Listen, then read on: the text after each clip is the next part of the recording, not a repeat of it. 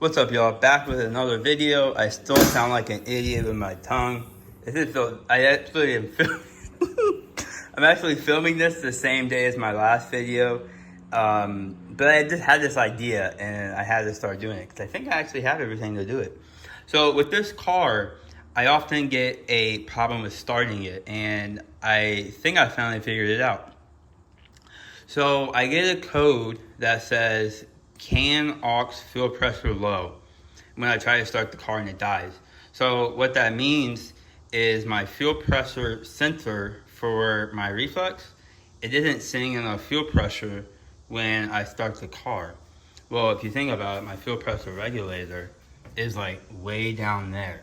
And that is the return, but it's like way down there. And this is the fuel feed line, and it has to go obviously way back there. So it's a lot of fuel for this car to pressurize off the stock pump. So I had this idea, what if I basically change all of this? So I'm changing the fuel system again. However, I think this will be the last time. Like, this sounds perfect. Here's my idea. I'm gonna take the fuel rail and flip it, okay? So then the feed will now be back there, which makes more sense in my eyes. Like, why does it need to come all the way up here? But I made it off of 5 Performance's fuel kit, and this is how they had it. So I'm gonna have the feedback there now, so it feeds through here. Then the return comes from here. So this is where it gets cool. This is what I was thinking about, and I actually kind of based this off of Edwin Young's off of Instagram. The dude's got a 6 Supra. He has a fuel pressure regulator with a gauge like right here. But I was like, I have a vented hood. Let's take advantage of that. So what I'm thinking of is the return will come off of here. It'll 90-degree off and then go straight into the fuel pressure regulator, which I'll install like right here. If I can move this a little bit, I can move it out of the way or up here, whatever. I'll put the fuel pressure regulator right here. And then the fuel sensor will go in right here. So then that'll allow, basically, I'm saying the fuel pressure in the rail, like right off the bat, because it's right here, and that's where the sensor will be. And it'll pressurize this rail faster because the feed's coming in through back there. So it doesn't have to go all this extra crap. So then it'll 90 down and then go straight into it right here. And then it'll 90 down, or 45 down, and then go back to the full cooler, which I just installed. So I think I have all the parts. The only thing I'm worried about is I might not have enough dash 6? Something just moved over there. I don't know if I have enough dash 6 line. I don't know if this is dash 6. This is either dash 6 or dash 8. But then I also do have a lot of dash 6 in the car that I'm going to be removing, so I might be able to do it. But then I do have a couple dash 6 fittings. I won't be using that one. I don't know what I do that for. But I do have a 45 and a straight, which work perfectly because I need both of those. 20 minutes later, this is where I'm at. I got the fuel rail off. It's already switched around, so this will be the new return. You see it's a lot smaller than what it'd be back there. Obviously this dash 8 is not gonna fit on that little dash 6. So I got that flipped around, so we're looking good there. And then if you come down to the bottom, it might be too dark. Oh yeah, that's pretty dark. You might be able to see. Right here's the fuel pressure regulator. This is where it comes in from the back of the port rail and it goes into the regulator. This is a fuel pressure sensor. And then this is where it goes back to the tank. And then this is the feed line. You see it Y's here. One goes to factory injection, one goes to port. So I'll just disconnect the port one, and I'm gonna disconnect all these, and I'm gonna move this up in the engine bay. I did get this one disconnected, and it's okay. The boost pressure line is disconnected. So this guy's ready to come out. Thankfully, I have this bracket here. The bracket that mounted it to the 5 Performance bracket right here. 5P. I think this might be the same size as this, so I might be able to just like easily just screw that in there and be good. That would be so cool. Like, that would work out great. So this is what I'm thinking. This will go right there, like that pretty much. But I do have the feed line connected there. It's not done yet, but you can see that line hanging down right there. That is what the new feed line will be. So I'm gonna adjust that to length. But this is mounted, like that's on there. Thankfully that was like the perfect size. It fit right in. Got this all reconnected down here. And it's starting to look pretty good. I closed the hood closes. Yeah, it's good to go. I think this will work out really well.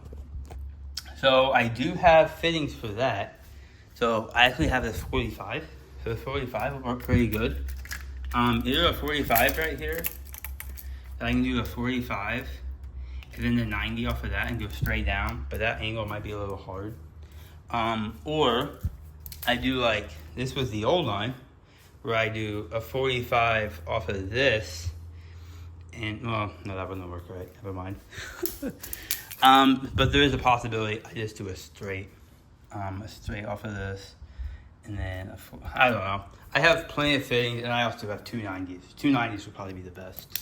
Like, is the wire harness that sat right here with, like, this casing, you know what I'm talking about? Where it sat like this, was really in the way. But I took that off, because I'm like, I think I can tuck this. So when you take that off, you have a ton of flexibility. And it looks like, if I take the throttle body off, I could tuck this under the manifold, which I've seen people do that, but I didn't know how they did it. But now it looks like I can tuck this under the manifold, and it frees up so much more room right here. And it'll look a lot better too. So that's what I'm gonna work on now. So the hood does close all the way. I tried it. You can see right there's the gauge. It looks good. I went ahead and electro taped this before I tucked it. I wanted to make sure that the hood for real closed. The issue is, I just closed the hood. If you guys don't know what that means, now I gotta open the door. When you open the door, it pressurizes the fuel pump, and my fuel lines are open. I got a lot of work done. I came out here this morning. I just went straight to work. So unfortunately, my original plan of having a 90 here and then just hard bending it into this, it was just too hard of a bend. Like, it was worse than this. Unfortunately, this is the route it's gonna have to be, because there's no other way for me to get this in there. Even if I moved it to this one, it was too far over, and this where the vacuum source ended up hitting like the tar pipe. I tucked the harness that sat right here. You can see it's right there now. I'm just waiting for the dash 6 line to come in. So what I'm gonna do is I'm gonna put a 90 on there, so it's gonna come like right, like boom, boom, and then I'll be able to just snake it through right there, back to the full cooler, and then we'll be good. Got the vacuum line rerouted. It's really about it. Oh, while I was there, I changed my meth nozzle from this one to this one. Just because this line down here, I cut it a little too short, the meth line. So now it's not super tight and like stretched. Now it's sitting good. But yeah, I mean, in the end, I think it looks pretty cool. Next, I did get these in the mail yesterday, so I'm super excited about that. Pretty much all of them fell out, but I got some studs. This is exciting. These aren't that stupid cast iron ones that you get from like everywhere. These are, I believe, nickel plated or zinc plated stainless steel. So these will look better and they won't rust like those other ones, because there's other ones so cast iron and they look like you just got them out of the ocean. Like, they look so bad. So while I'm waiting on this dash 6, I'm gonna lower the car, take the wheels off, put these studs in, so I can finally go back to stud conversion, and then put on my spacers for the front. I got 10 mils, so that'll look good. And look at all this. Look, I got a mess in here. I'll probably clean up too.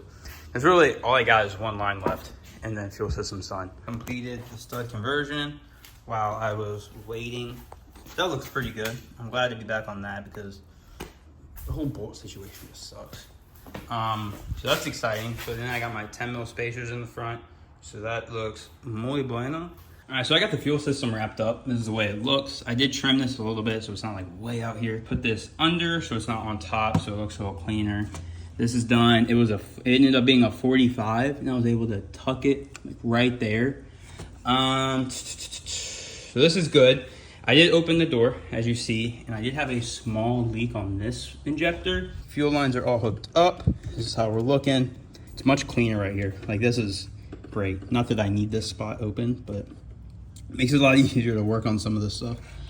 Yeah, that all looks good. So I'm about to start the car. I have it on the tender right now, just to help, because I'm sure it's gonna go a lot to get all these lines pressurized again.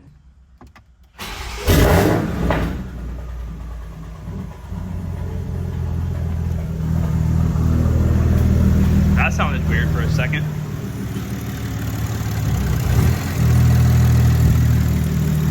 I guess we just gotta get the fuel where it needs to be. As long as that's not leaking, that was my biggest worry. Injectors look good.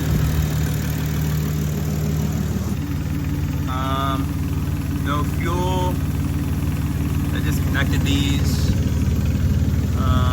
No fuel in the return. Feed disconnected that. Disconnected that.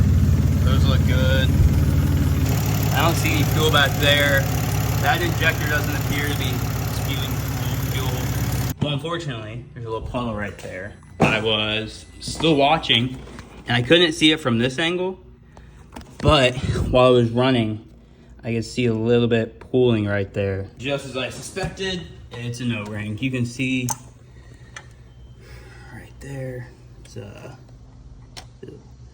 That's supposed to be round on that right side there, but it's not too round anymore.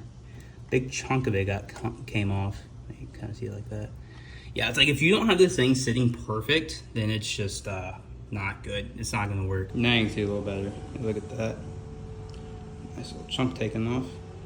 And I found the chunk. It was sitting on top of the intake manifold. So, all right, get this put back together. I put the elbow on, much cleaner. I mean, at least I think so. And I believe it looks pretty straight. If anything, it could go a little bit more.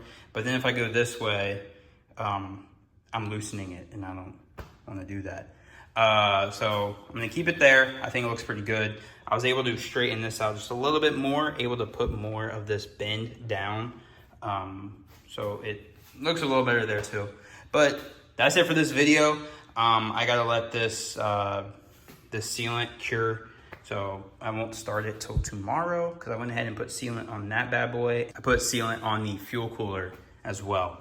So yeah, that's it. Next video I am super excited for. I haven't seen the video for it yet, and it's gonna be like a 2-minute long video. All right, y'all, that's where I'm gonna end this video. See you in the next one.